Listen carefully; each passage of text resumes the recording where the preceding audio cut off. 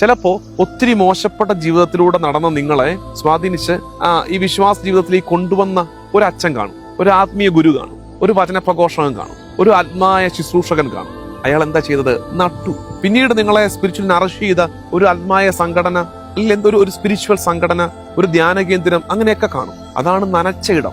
പക്ഷേ ഇതിലൊന്നും നിങ്ങൾ കുരുങ്ങിക്കിടക്കാൻ പാടില്ല. ഇന്ന് കാണുന്ന അപകടം അതാണ്. നട്ടവരിലും നനച്ചവരിലുമാണ് നമ്മുടെ ശ്രദ്ധ മുഴുവൻ.